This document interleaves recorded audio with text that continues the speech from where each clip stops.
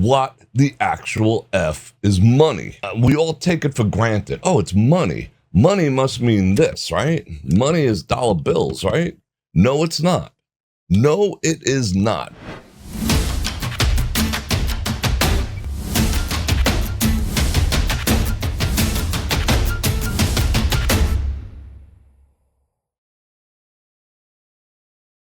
We've been conditioned to believe, to equate money with dollar bills. So today I'm going to give you a rundown, which I alluded to in the past, but this is going to be very distinct.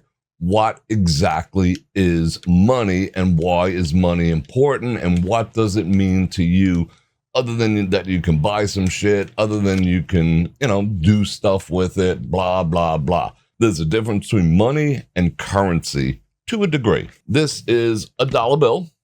So this is considered currency, legal tender, even though on the back, it has an Illuminati. You see that there? You see that, right? It has an Illuminati all-seeing eye. And in the micro thing there's a spaceship above it and all sorts of weird shit takes place with our money.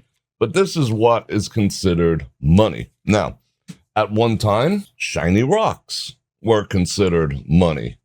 All right, how much do you want? $1.25 for that cow? All right, let me see. All right, that's one. These are worth 5 each. Okay. Oh, that's a big one, but okay. Here, I'll take that cow. I have something to trade for it. Now, why would anyone trade a rock? Why would anyone trade a shell? Because at one time, shells were money. Why would people trade gold? Why would people trade these for anything? Well, at one point in humanity's history, we did not need such things as rocks, shiny rocks, which all that is gold, shiny rocks. When someone tells me, I'm investing in gold, I'm like, oh, shiny rocks? Cool. Cool story, bro. That's a whole nother conversation. One time, we did not need currency, nor did we need money. What we did was basically we were either self-sufficient, where we cultivated, where we hunted, where we did what the things that we needed to do in life to get by, whether that was hunting, making our own clothes, tilling a field, whatever it is. It was always that way. Then groups got together and started doing the same thing. Man's self-sufficiency started turning into man's group sufficiency, stronger in a group and things like that.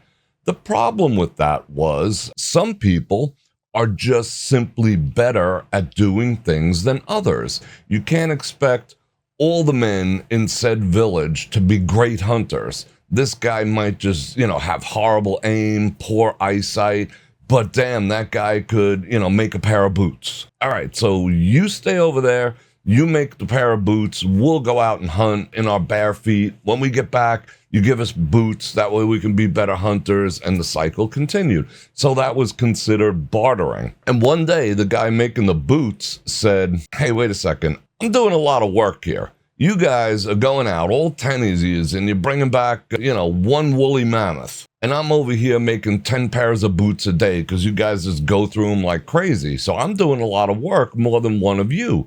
So how are we gonna do this fairly? So the barter system started, and that lasted a good long time. And in some cases, it still does. And personally, I wish the barter system, and people have tried to resurrect various incarnations of the barter system on a business level. This was maybe 10, 15 years ago. I remember you would put your name in a pool and I do this, I do photography, here's the things, and you would try to equate. But ultimately that fell apart because no one could assess value to what the other person had, or people would inflate their own value to try to get more goods in return in the barter system. So it wasn't, hey, listen, when my soybeans come in this fall, you help me harvest them.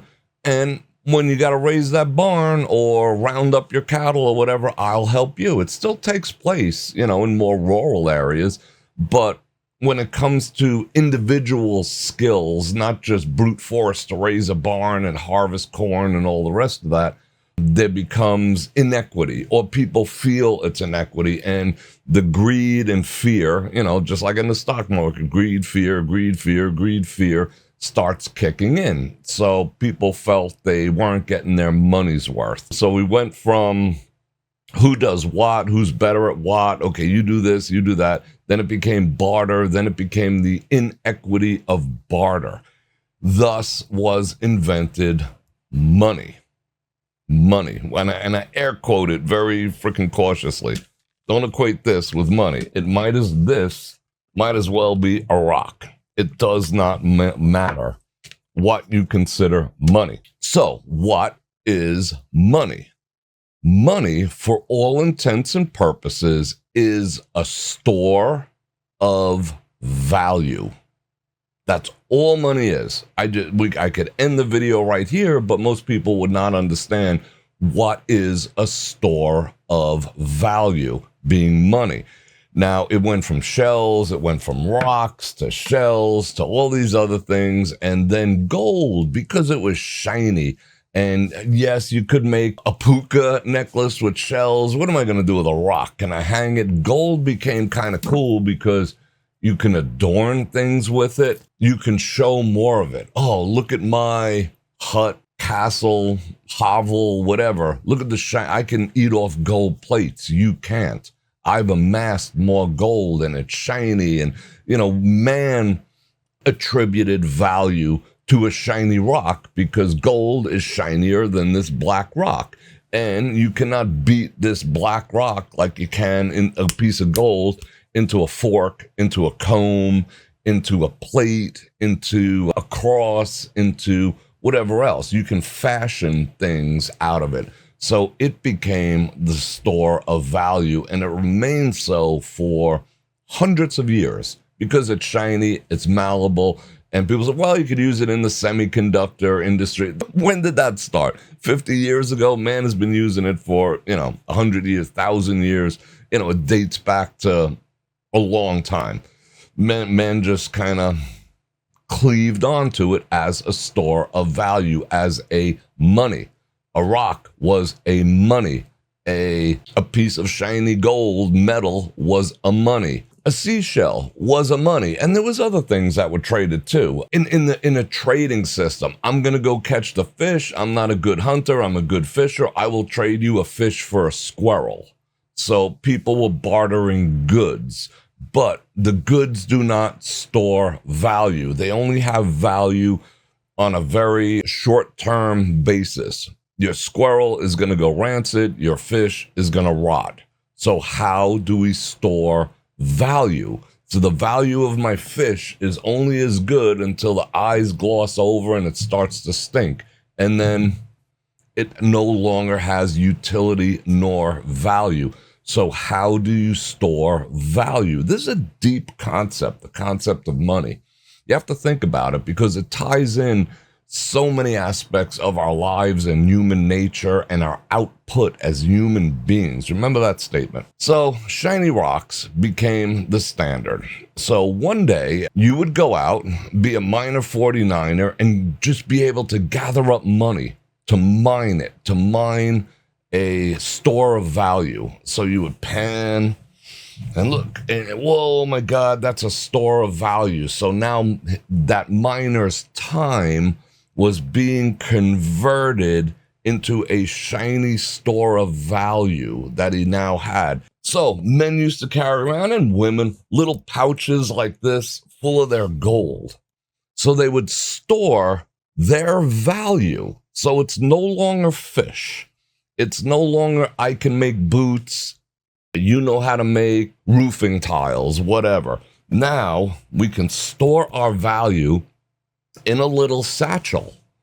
And now when we want to go to the bar, we can go and pour out 5 bits and get some whiskey. We could pour out another 5 bits, have a little company for the night. We could pour out a couple more bits and get some Colt 45 shells. It's becoming a store of value that's portable and fungible. and we can carry it around. Now, as life moved on, that no longer became practical because carrying around pieces of rock, so you get a big nugget like this. What are you going to do? You're going to go in, you're going to go to the bar, you're going to go to the stable and put up your horse, you're going to go to the farrier and have some horseshoes put on, and you just have a rock. So what are you going to do? Carve off a piece? How many shavings? And everyone has to have a scale? No. Shave off a piece of your shiny rock? No. So what happened was the first iteration was coinage. So that being that gold was malleable, they would beat it into various coins, a 2-bit coin, a 5-bit coin, a dollar coin, whatever. We've all seen them in the movies and whatever.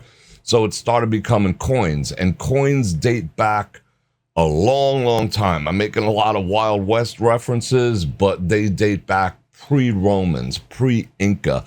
I mean, there's, they dig them up in pots, from Roman ships from 2,000 plus years ago. Viking people did not use coins per se, but they traded them with other people. And then you know what happened? Inflation. What is inflation? Inflation is a built-in tax. So they would take a coin. You know how thick I'm going to digress a little. You know how thick a nickel is, right? A nickel is probably the thickest of our, change per se. They would take that nickel and they would beat it flatter. It no longer was a gold coin this thick by this. They would take it and they would beat it with a hammer and then emboss it and then trim the edges around and peel off that excess and make another coin. So they just deflated that money. So it used to have a store of value of XYZ. Now it doesn't, because I made it thinner. I kept it the same size to trick your brain, but I beat it to the point where I made it thinner. I peeled off the excess, melted that again, and made another coin. So I just added to the supply. And that's what's called devaluing money. And that's what they're doing with the dollar. So they beat it down flat and they say, oh, it's all the same, but it's not the same anymore. But it's very, very visible when you beat it down to a coin. So you used to hire an army back in the day and say, I'll pay you all 5 of the emperor's coins to come and do battle, to leave your family and your farm. And, you can use these, blah, blah, blah, blah, blah. And the soldiers would be like, cool. Then once they figured out they were beating them a little thinner, because I still have one in my pocket, or, got home and his wife was like, what the hell's this? This one's thinner than the other one. There's not as much stored value in this.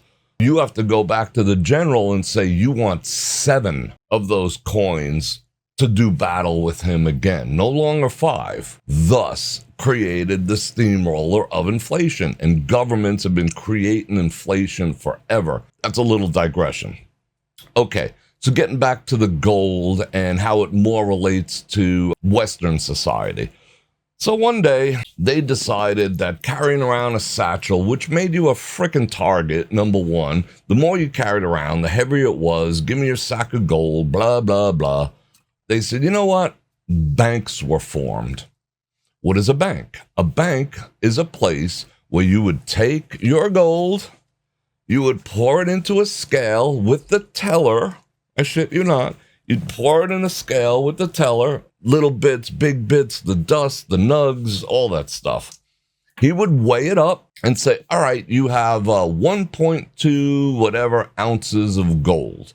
So what I'm going to do for you is I am going to lock that gold in my safe. You don't own a safe. I own a safe. It's this thick. You could trust my safe. Nobody's getting into it. And Bob over there, he's got a double-barrel shotgun. He ain't letting nobody near that safe. So I will watch your gold, and I will give you a promissory note saying that you have X amount of gold. So say this was an ounce. Say $1 bought an ounce of gold. Now, with this is your note. This is your proof to the rest of the world that you have an ounce worth of gold in my bank. Thus created this type of money, this paper and coins, and you entrusted the bank with your physical store of value, which was the gold. And so for every dollar that's out circulating in the Wild West or whatever, was supposed to be X amount of gold backing it up. So how did the bankers make money? Well, they would, same way they do now, except for ATM fees and all the other scam fees, they would take your gold and convert it back into this, or they would give your gold to someone else for a fee. So they would take your gold, you have a promissory note saying, anytime I want, I can walk in the front door of your bank and reclaim it. And that happened for years and years and years. You can literally go back to the bank and say, you know what? I'm moving. Local bank. I mean, there wasn't like franchises back then. It was a local bank. So a farmer could say, hey, guess what? I am going to buy my neighbor's piece of land. And he doesn't want promissory notes because my promissory note is to the bank, not to him. He doesn't want this shit. So he would go and reclaim his gold. They would come out and be like, all right, there's your gold. And he would go march down and buy his neighbor's farm with his little satchel of gold. And he would turn that back in. It was just like, think about like a dry cleaner, right? You get your stub. I'm going to give you my suit to dry clean. They give you a little stub. Valet, they take your car, give you a little piece of paper, oh, claim your car on the way out. Same principle. It was still your gold. However, as time marched on, banks were like, of course they would charge like a little fee, to do it and whatnot, and to be a bank, be a holder, a custodian of your gold, and do the paper exchanges and all this other stuff. Okay, great. Time marches forward, and suddenly, the banks are loaning out the money. They're loaning out your gold. They're not holding on to it anymore. They're loaning it out and doing different transactions, and no longer could you walk back in there. And as time marched on, people became more comfortable trading in promissory notes. That's what this is. It's a promissory note. That's all it became, was a promissory note. I have X amount of gold and this represents it. And it remained that way until 1971, believe it or not. In 1971, this country had a monetary crisis. Before, from 1971 all the way back, every piece of paper had to be legally backed by the equivalent amount of gold. Now, if the government decided, hey, we're going to buy gold, the government would get together and give, some country who was mining gold, or, if it was done internally, X amount of dollars, $1 million, let's say. $1 million was a lot of money 100 years ago. They would purchase or make a trade or a deal for that 100 pounds of gold, $1 million worth of gold, whatever value you want to put on it. And what they would do would say, okay, now we have $1 million worth of gold that we're going to put in Fort Knox, whatever, wherever they put it. They'd put it in bars, they'd put it away, they'd lock it up safe, and then they would proceed to print 1 million pieces of paper. Now that they have more gold, now we can put more of this paper money, quote unquote, into circulation in the forms of ones, tens, 50s, hundreds, whatever. We have it backed by gold. Every one of these has to be backed by the equivalent amount of gold. 1971, we were going through a little bit of a hairy time. In 1971, the dollar value was fluctuating. It was going down, this and that and the other, but not to the degree that it does now, because we came off the gold standard in 1971. And we're going to get back to the storage of value in a second, what it means from a psychological and a physical and a metaphysical standpoint. Okay, so the gold standard was abolished. That means the country, the United States of America, no longer had to have anything behind this. No gold, not required. All they needed to do was print it. So whenever the government needed money for a project, we need to build a bridge. We need to hire new contractors. We need to do this. We need to do that. We need to issue a stimulus because of COVID. We need to give money to illegal aliens. What do? How are they giving money that we technically don't have? To Ukraine, to Israel, to all these countries, not to our own people, but we're just passing it out. We get butthurt and say things like, "Oh, that's my tax money going away," and some of it is. No ifs, ands, or buts. All they're doing is printing it. All they're doing is frickin' printing it. They just print the shit. When the government needs money, they print more. That is not sustainable. It is not sustainable to print more, because the more there is in circulation, the less it's worth. It's like pissing in the pool. This is backed by nothing. It means nothing. It literally means nothing. It cost the government, I think, currently 8 cents to print a bill. It's not even worth the 8 cents that it's printed on. But anyway, a digression. So we're off the gold standard. They print more money as they need more money. Now, how is that sustainable? You just can't keep printing money forever. The government sells treasury bonds. What the hell's a treasury bond? Well, the United States government, you can go into any bank, you can go into any broker, in case you don't know how it works, and say, "I would like to buy a treasury bond, treasury bill." And they'd say, okay, it's the government equivalent of a CD that on the retail level you would get from a bank. And they say, okay, we're selling a $10,000 one, and we will give you 4.2% interest on it, paid out in 10 years, if you let us hold your money. That is what, in case you did not know, that is what the government, that's what the government says when we're in debt for $35.7 trillion. Yes, we owe it to other countries, but we owe it to individual investors who are buying T-bills and government bonds. Cities do it, little municipalities do it, and the U.S. government, Uncle Sam, does it too. So he's borrowing from his own people money to fund, and it's supposed to go to like fund roads, and they sometimes they tell you what it's for if it's a bond. Other times it's just like, no, you can lend your own. When you buy a T-bill, which is considered safe until it's not, you're basically lending money to your own government. What? You're lending money to your own government. Let that sink in a second. Now, we'll get a little deeper before we get into the metaphysical. Frickin' Ponzi scheme. We all know that, though. And they borrow from Social Security and the rest of it. Okay, now, how does the government deal with that? How does the government deal with the fact that, when this bond that you buy matures and they got to pay you all the interest on it?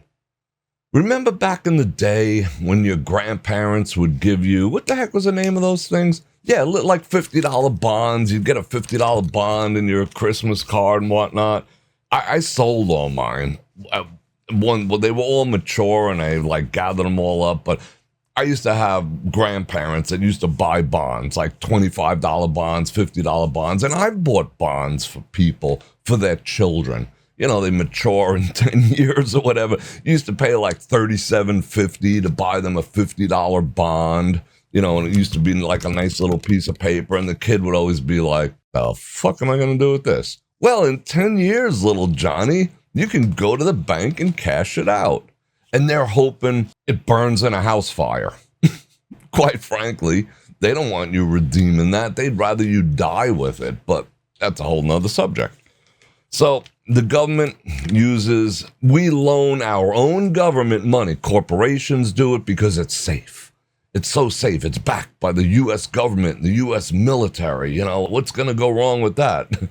All Ponzi schemes come to an end. This Ponzi scheme of the fiat system, it's gone on for a couple centuries, but trust me, it is going to end one day. And, we're all going to get stuck in the middle of it. Okay, so the government, to hedge its bets, What the government does is it makes sure, now follow along, as much as they say about inflation, we want to keep it approximately 2 to 3%, because these freaking idiots don't notice 2 or 3%. They don't notice it. They're too dumb. At 5, 6, 7, 8, 9, 10%, they start to feel it. They're just like, hey, $20 used to get me a half a tank. It's only getting me, a third of a tank now. What's going on? Like, even someone like on the freaking left side of the IQ bell curve can recognize that. So what they do is they engineer, follow along, they engineer price increases, embedded taxes within the products that you buy to make sure that it is higher than the interest rate that they're supposed to pay their bond and their T-bill holders. They do that on purpose. The government loves inflation because then they can take that inflated money and pay back the bondholders. What? It's a scam beyond freaking scams. That's why when the inflation numbers come out at 2 and 3% and everyone goes, oh, great job. Oh, the economy's on track. No, it's not, because they strip out healthcare.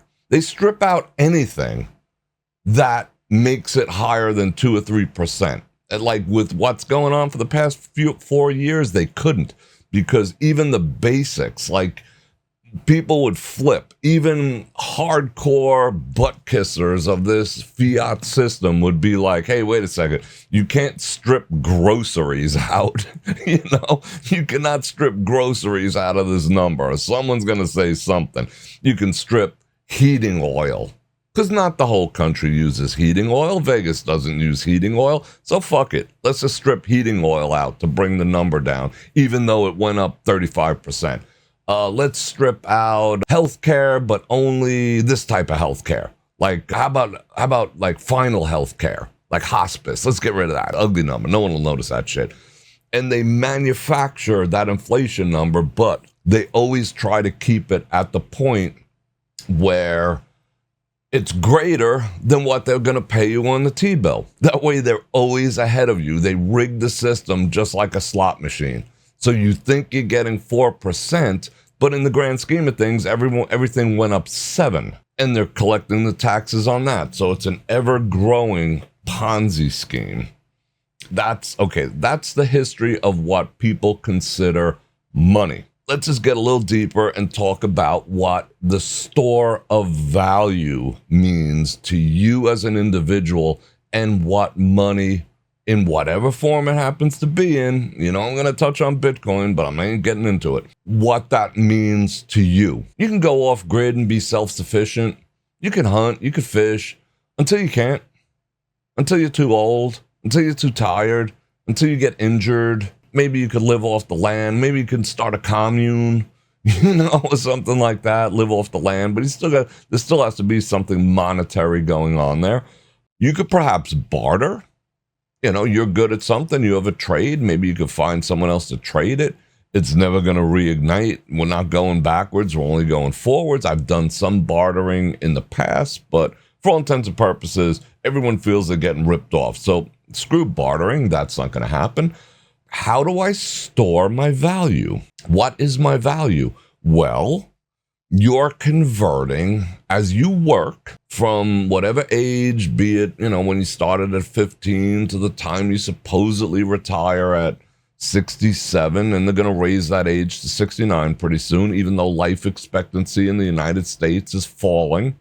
I don't know if everyone notices that yet, but life expectancy, it started ramping up, but in the past 20 years, it's actually coming down. Life expectancy now is hovering, coming back. It used to be like 80, women were 85, men were 83. Now it's coming down into like 70, like 80 and 82 or whatever. So life expectancy is actually coming down because of the way we eat and the crap that they put in our food and in the air and in the water.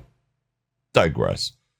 So from the time that you start working to the time you stop, let's say 15, you started mowing lawns. We're not talking about your business career. You started mowing lawns at 15, you hung it up, or let's say 17. You hung it up at 67. 50 years. You put 50 years of what would be considered, let's put it in these terms, sweat equity. If you owned a house, it was a fixer-upper.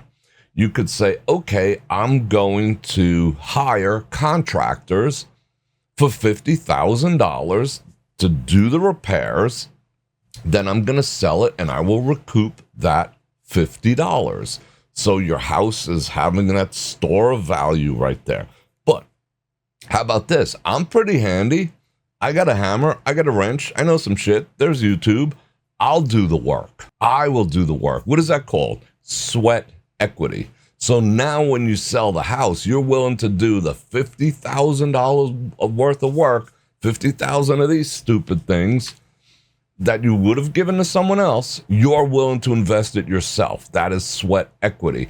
And eventually, when you sold that house, you would withdraw that equity. So now, follow this analogy. So now you have wrapped up in that house, you stored your value. The 3 years you spent working on that house, after work, before work, every weekend, on holidays, on your birthday, you stored up that energy into that project, into that house. You stored your value into that in terms of sweat equity. Your value of your time, your energy, your effort, your knowledge, your sheer will and determination is being stored. The minutes, the hours, the seconds are all being stored in a store of value in that project. And when the time comes and you sell that house, you get that return back to you, hopefully with a profit. You're storing the value of what you did in something. Along those same lines, that's what supposedly money is. You are making a conversion, an energetic conversion. I know this gets a little metaphysical, but don't get thrown off. You are creating a physical and a metaphysical transformation of your time, your effort, your education, your knowledge, your sweat equity in your own life or someone else's business, your projects or theirs are converted. They have to convert to something because we can no longer help Walmart. We cannot say, hey, Walmart, give me food, and when you need your parking lot cleaned, I will do it. Then you don't have to store the value. You don't have to store your energy. You don't have to store your time because it's a one-for-one trade that happens immediately. Just like trading someone a squirrel for a fish. It happens immediately. But what are the chances of that happening? 0. So you need a way to capture. You're capturing the energy, the output, the BTUs of your very existence on this planet have to be captured because we live in a society where we can no longer do these one-for-one trades. You know, I'll do this if you do that. So we had to figure out a way to store value. Shiny rocks. I got a bigger rock than you. I'm impotent. Then it became paper. So I'm going back to the whole the physical aspect. It is a store of your value, your life, your very life, your essence, your labor, your hard work, your blood, sweat, and tears resides here. And I'm not saying that to be an asshole. Oh, it's not all about money. It's not all about it's not. No, that's not what I'm saying. If that's what you're thinking, I'm hoping you're not thinking that. But this is the manifestation of your hard work. This is the manifestation of trading all your time and effort. You need a place to store it. I'm not saying that you shouldn't, this shouldn't exist. We don't live in the Stone Ages. I don't have a soybean field. You know, I might be able to help you raise your barn, but I don't have a soybean. I don't have anything to trade for that. You know, we're not in that economy anymore. We're in a bigger, broader economy. So we need to store our energy. It's our energy. This is us. This is our output. This is your overtime. This is you getting out of bed every morning to go bust your ass for yourself or someone else. It's stored up here. This is your proof that you did it. It's that simple. These things, this paper shit, is the proof of your work. That's why they call it in the crypto world, it's called proof of work. Money is proof of work. All this is proof that you earned. Somehow you invested, you busted your ass. I was talking to an old dude last night. It wasn't that old. Why'd I call him an old dude? It wasn't that old. We talked about things like pushing old ladies' shopping carts when we were kids to get like a nickel or a quarter. You know, that's what we used to do. Stand outside a Bohack and say, "Ma'am, can I help you with your groceries?" And, you know, the old ladies would be like, "Yeah, sonny," you know, and you put them in the car. And what a trust, right? The stranger.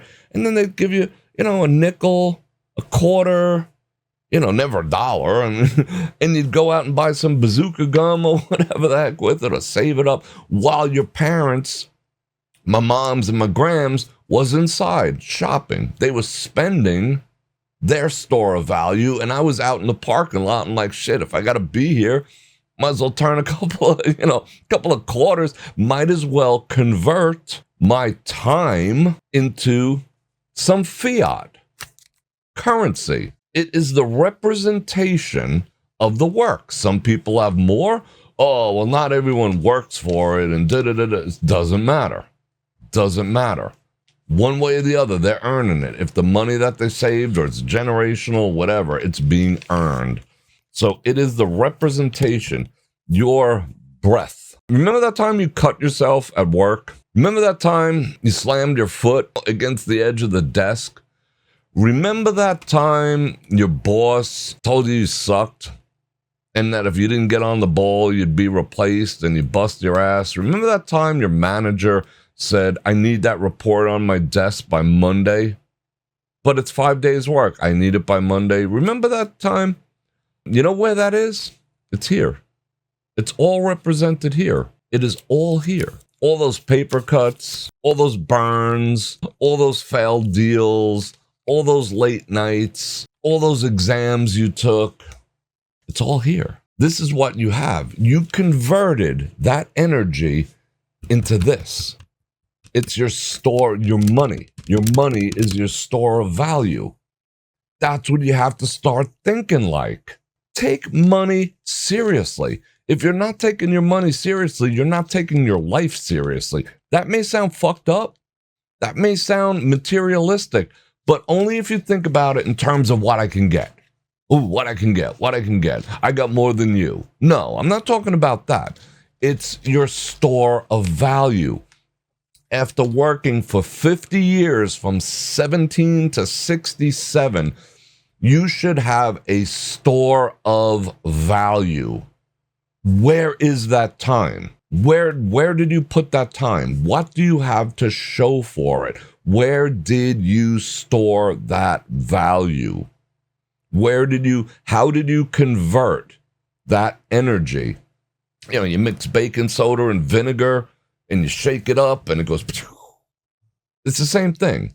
You're converting your breath, your time. I'm going to keep repeating it. Your breath, your time, your energy, your paper cuts, your blood, sweat, and tears, your education, your research, your late nights, all the shit, all the sacrifices that you had to make. You're converting it into something, and it needs to be stored. That's what money is. It's the storing of the value you contributed to life. In the Bible, it literally says, if a man does not work, a man does not eat. It says that in the Bible. Now, we have human beings surrounding us on all four sides who do not work for their money. Their store of value is taken from other people's store of value. Yes, some people need help. However, most do not. They're capable human beings. So I get it. So if you think about that, my store of value, hey, that was, you're given that night. I pulled an all-nighter and I freaking rocked that report and I converted it to this. And you're giving it away? Okay, let me add this. What is the government doing with it? The government knows you have a store of value. The government is placing restrictions on what you can and cannot do with the value that you've stored. The energy of your life. You traded the very hours of your life into this system. And what are they doing with it? They're making it worth less every day. This tomorrow will be worth not 100 pennies.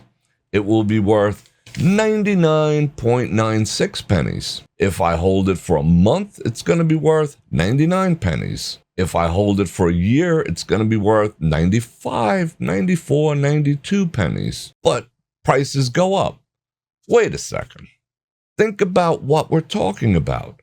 Money represents the value of your time on this frickin' earth.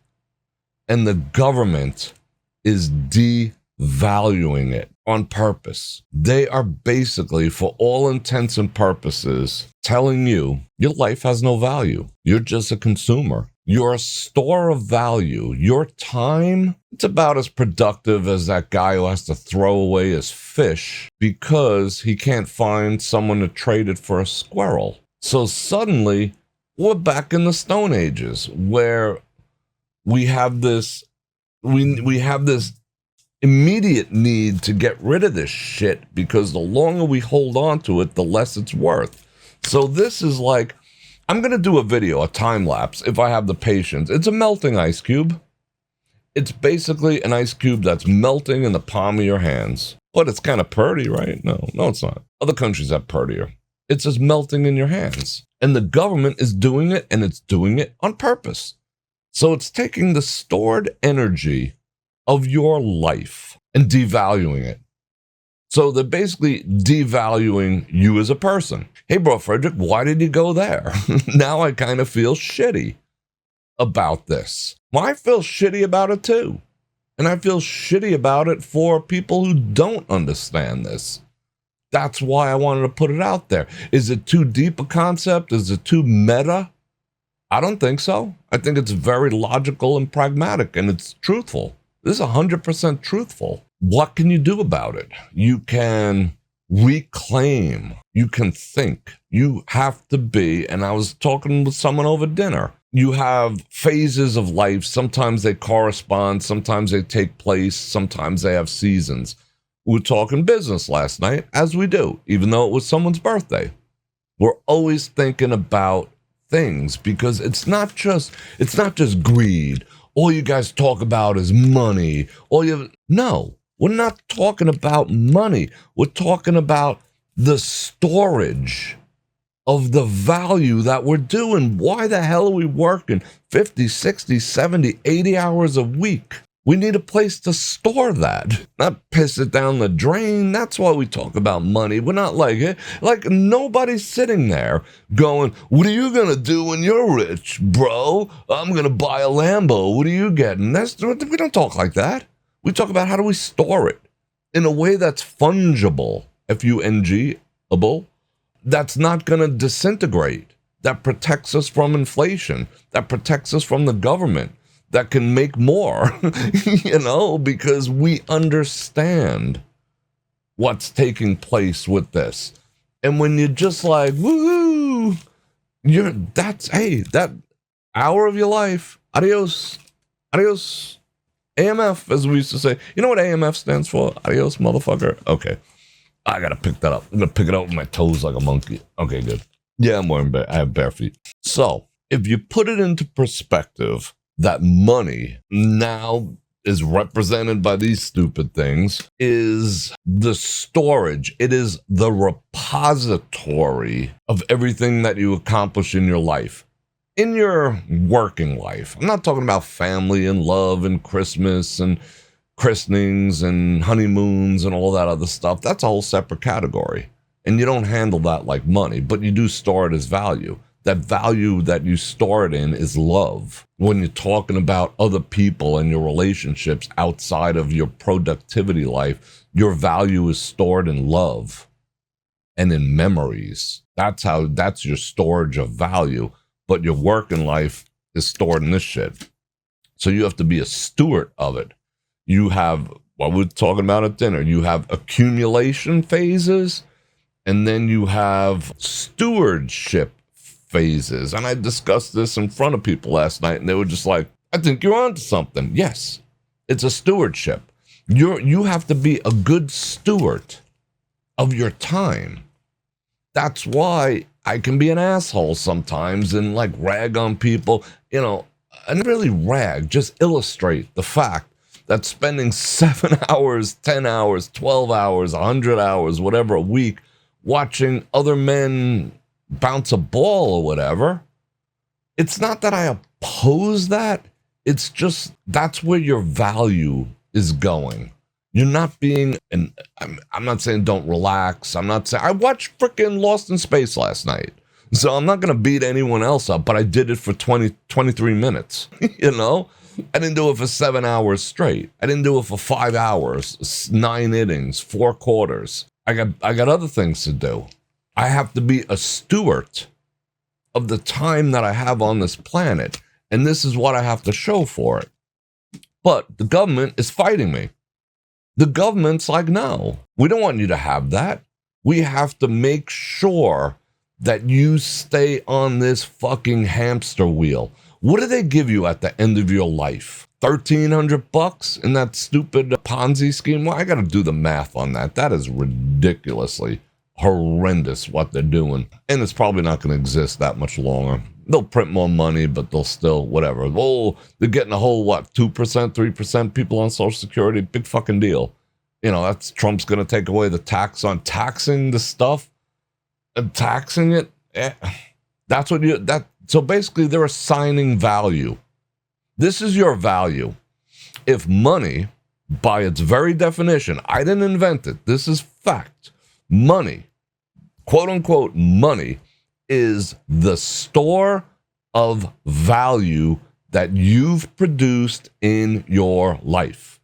And I apologize for pointing, but I have to be poignant about that. The government has determined, no, this is the value. $1,300. What the actual fuck are you going to do with $1,300 in your old age when all you can do is be a door greeter? It won't even be Walmart's when most of us are collecting Social Security, let alone door greeters. That's what we're worth? Well, what are we going to do with that? All live in the same house like the Golden Girls? $1,300, $1,200, $900, $1,500, $1,800? What the? You cannot survive. How could they look the American public in the eye and give them that, if you even get it? That's your value? Basically, they're saying, guess what? Congratulations, you retired. Welcome to homelessness. Welcome to poverty. Welcome to desperation. Thanks, Uncle Sam. Good looking out. That's why we have to look out for ourselves. That's why we have to be in accumulation periods. We have to accumulate, figure out the most effective way to go about storing our value. Is it in this stuff under your mattress? No. Investing, entrepreneurship, emerging technologies, Bitcoin. You know why Bitcoin stores value? Yes, I am going to go there. You know why Bitcoin stores value so efficiently? There's a limited supply. There is a limited supply. There's only 21 million. Satoshi, who invented it, supposedly, took 1 million with him, so there's 20. BlackRock has recently bought up 1 million. The other asshole, Michael Sayers, buying up another million. It's all owned by whales at this point. It doesn't matter. But there's limited supply. You cannot make more Bitcoin than what already exists. So it has only one trajectory, which is up. Yes, it'll go up. Yes, it'll go down. Yes, it'll go up. Yes, it'll go down. But they're not making any more. It's inflation proof. It can only go up. It used to cost 600 Bitcoin to buy a house. Now it costs 6. And in another 2 or 3 years, it'll cost 2 Bitcoin to buy a house. Another few years after that, you could buy a house with 1 Bitcoin. Interesting. If you think about it like that. Now, think about dollars. I could buy a house for 400,000 of these, and in 5 years, it's going to cost 700,000 of these. And in 10 years, it's going to cost 1.3 million of these. And I'll have to put in some sweat equity. Which model do you prefer? You see what I'm saying? You see why it's when there's a limited supply of something, and there'll always be gold. They're finding more and more and more. When they find asteroids that fall from space and crash into the ground, and they break them apart and they dissect this asteroid that's bullshit, millions of years old, you know what they find in it? Gold. So when fucking Elon goes to Mars, you know what they're going to find? Gold. There's always more. There's always more gold. Gold is pointless. It's meaningless, but it's shiny. You know, anyway, that's why Bitcoin has value. Once that 21 million are gone, they're gone. Once people finish buying, once Bitcoin hits 100,000, there's going to be a mad rush to buy it. But this isn't about Bitcoin. It's about the storage of value and what is an effective, efficient way to store value. This is not, because the government is fighting to make sure it's not. They do not want you to store your value. They want you to consume. You are put, they believe that you are put on this planet to consume product, to keep the machine perpetually running. They say there's no such thing as a perpetual energy machine. Well, guess what? There is. It's called humans, and we consume. You're assigned a SKU code. You're assigned a SKU code. What is your 0 watt? What is your SKU code? 09 watt. You have a SKU code, and you're meant to consume. That's your value. They don't want generational wealth. They don't want you passing down your house. They don't want that. They do not want that. It's not that, I mean, some of it is evil by design and by nature, but the rest of it is the machine will fail. If there is generational wealth, if I pass on my house to the next generation, when I'm done, I don't need it anymore. You know, I'm somewhere else. And I give it to someone. I say, you know what? You've been awesome to me.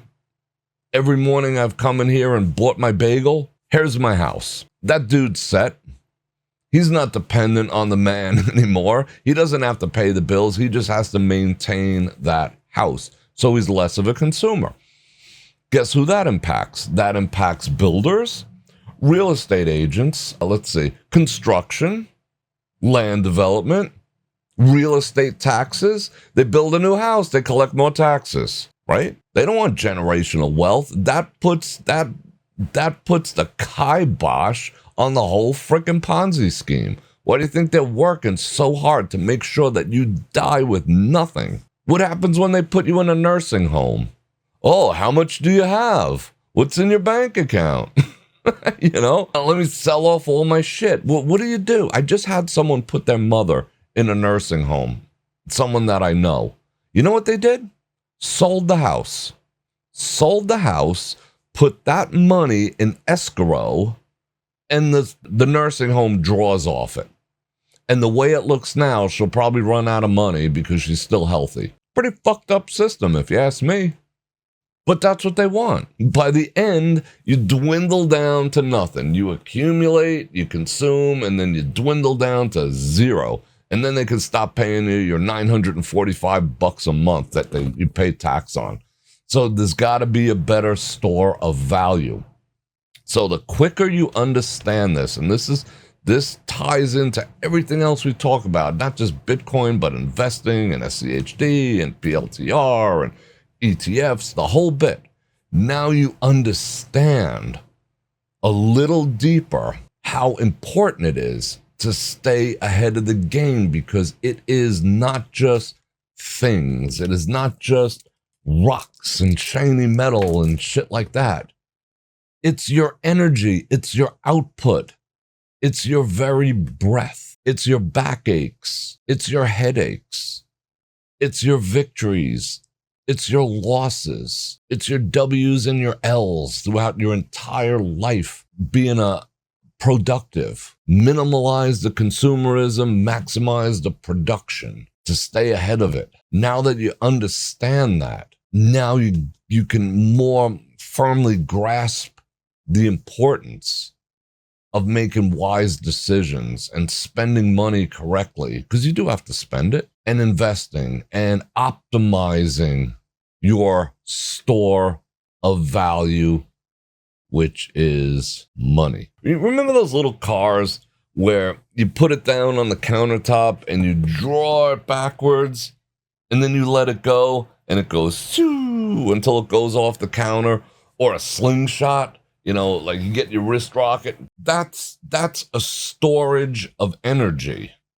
And when you release it, you're releasing the store of energy. So you're building up the store of energy and you're releasing it. When you pull back that car, you're storing that energy, storing the energy, storing the energy, storing the energy. And it's like ready to go. That's what money is. It's no different, except that we can't touch it and feel it. Each hour that we apply to doing something, we're storing that energy, like pulling back that band. And then when we release it? When we're done in the accumulation phase, then we can release it a little bit. We have to. We're no longer working. We have to draw off. Now we can go back into our bank of time and energy. We can reach back in time. Think about this. When you retire, you're literally reaching back in time to a period of time where you were productive and working and taking that sweat equity of your life and moving it forward in time and applying it in the present. Think about that a second. You're going back in time. You're like the illustration in the beginning, that it's sweat equity. Your life is one big sweat equity. And now when you decide, I no longer want to run this race, you have to reach back into that sweat equity and pull it forward to benefit you. What you did when you were 26, you're going to experience when you're 66.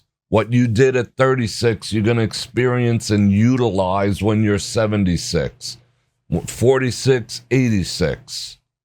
You're reaching back in time to your sweat equity. And if it's getting fucking stolen from you on a daily basis, that's not fair. That's not how life is supposed to be. That's why you have to be a good steward of that equity. You have equity in your own life that's accumulating.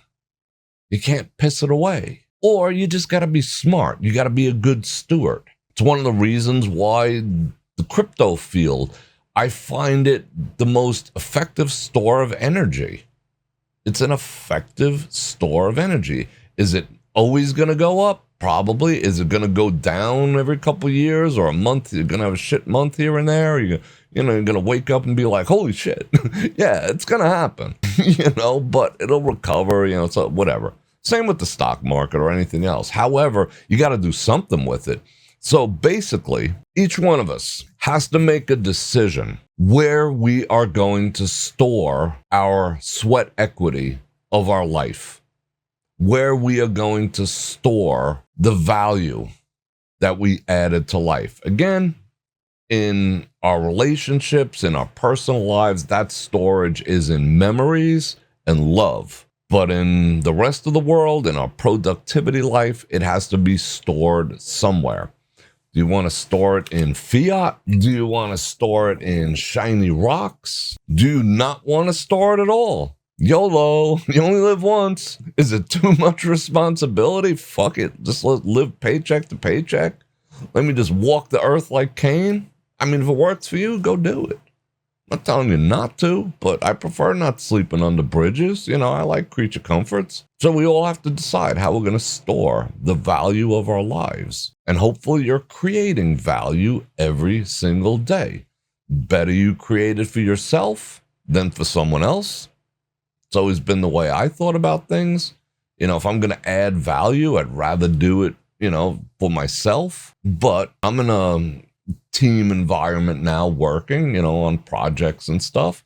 And I've done it before, but I've always found ways to harness my own time, wrist rocket of my hours. I've always found a way to harness it. You have to find a way to harness and store this energy while you're here. And that there's no guilt, there's no greed, there's no money is the root of all evil bullshit.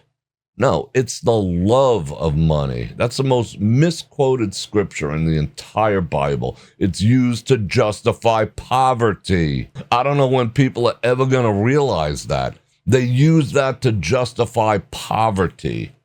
Money is the root of all evil. Bullshit. Bullshit.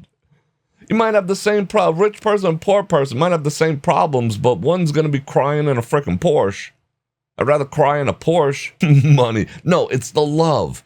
If you put this first, before love, before charity. When I mean charity, I'm talking in the Christmas Carol sense. Not given to charity, which there's nothing wrong with that either. If you put it before mankind, if you're Ebenezer fucking Scrooge, that's bad. The love of money. Having money, making money, accumulating money, stewarding money, enjoying money. Nothing freaking wrong with it. Passing it down? How about that? How would you like to be on the receiving end?